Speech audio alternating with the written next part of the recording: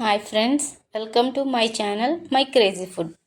ఈరోజు ఈ వీడియోలో ఏడాది పాటు నిల్వ ఉండే టమాటో నిల్వ పచ్చడి చాలా సింపుల్గా ఎలా పెట్టాలో చూపించబోతున్నాను. చూడడానికి కలర్ఫుల్గా, చూడగానే తినాలనిపించే విధంగా ఉండే ఈ టమాటా పచ్చడి ఎలా చేయాలో చూద్దాం.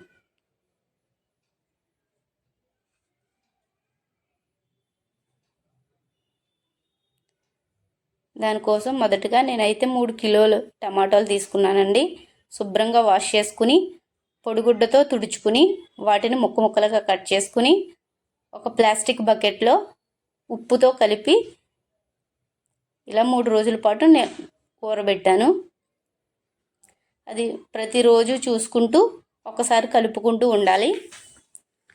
తర్వాత వాటన్నిటిని బాగా పిండి 3 రోజుల పాటు ఎండలో ఆరబెట్టాలి. ఆ నీటిని కూడా 3 రోజుల పాటు ఎండలో ఆరబెట్టాలి. తర్వాత ఒక ప్యాన్ తీసుకుని 50 గ్రామ్స్ మెంతులు వేసుకుని వేగనివ్వాలి. దోరగా వేగిన తర్వాత 50 గ్రామ్స్ ఆవాలను కూడా తీసుకుని వాటిని కూడా దోరగా వేగనిచ్చి పక్కన పెట్టుకోవాలి.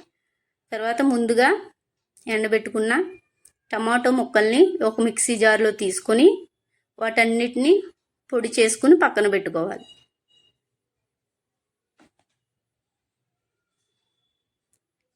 ఈ విధంగా సన్నగా పొడి చేసుకోవాలండి. ఈ విధంగా చేసుకోవటం వల్ల అన్నీ కలిపి పట్టుకునేటప్పుడు ఈజీగా ఉంటుంది. ముందుగా వేయించి పక్కన పెట్టుకున్న మెంతులు, ఆవాలను కూడా మిక్సీ జార్లో వేసుకుని వాటిని కూడా పొడి చేసుకోవాలి.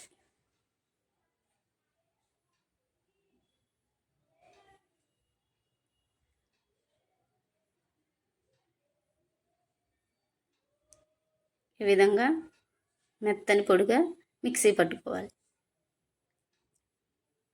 అలాగే ముందు 3 రోజులు ఎండలో పెట్టుకున్న నీటిలో 600 గ్రాముల చింతపండుని తీసుకుని నాననివ్వాలి. ఒక 4 గంటలు నాననివ్వాలండి. నానిన తర్వాత ఇంత స్మూత్గా అవుతుంది చింతపండు. అందులోనే ముందుగా పొడి చేసుకున్న టమోటో ముక్కలు, అలాగే 600 గ్రాములు కారం, అలాగే ముందుగా పొడి చేసి పెట్టుకున్న మెంతులు, ఆవాల పొడిని కూడా వేసుకుని ఇవన్నిటిని బాగా కలుపుకోవాలి. సాల్ట్ అయితే ముందుగా మనం ముక్కల్లో ఊరబెట్టుకున్నప్పుడు సాల్ట్ వేసాం కాబట్టి నేను వేయట్లేదండి. అదైతే సరిపోతుంది మ్యాక్సిమం. లాస్ట్లో అవన్నీ మిక్స్ చేసుకున్న తర్వాత మనం ఒకసారి టేస్ట్ చేసుకుని అప్పుడు సాల్ట్ని యాడ్ చేసుకోవాలి. ఇవన్నీ కలుపుకున్న వాటిని మిక్సీ జార్లో వేసుకుని అవన్నీ కలిసేలా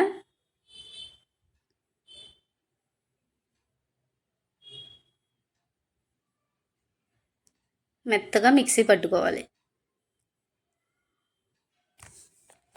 ఈ విధంగా కారం, టమాటో, చింతపండు అవన్నీ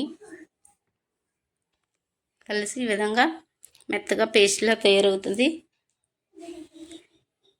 ఈ టమాటో పచ్చడిని పోపు పెట్టుకోవాలి. పోపు పెట్టుకోవడం కోసం ఫ్రైయింగ్ ప్యాన్ తీసుకొని దాంట్లో ఎక్కువగానే కొద్దిగా ఆయిల్ వేసుకోవాలండి. ఆయిల్ను మరిగిన తర్వాత కొద్దిగా శనగపప్పు, అలాగే కొద్దిగా మినపప్పు, అందులో కొన్ని ఎండుమిర్చి, అలాగే కొద్దిగా ఆవాలు, కొద్దిగా జీలకర్ర, అలాగే పొట్టు తీసిన వెల్లుల్లి వేసుకుని వాటన్నిటిని బాగా వేగనివ్వాలి. ఇవన్నిటిని బాగా వేగనివ్వటం వల్ల టమాటో పచ్చడి తినేటప్పుడు పప్పులు కరకరలాడుతూ ఉంటాయండి. ముందుగా మిక్సీ పెట్టుకున్న పచ్చడిని ఈ పోపులో వేయించుకోవాలి.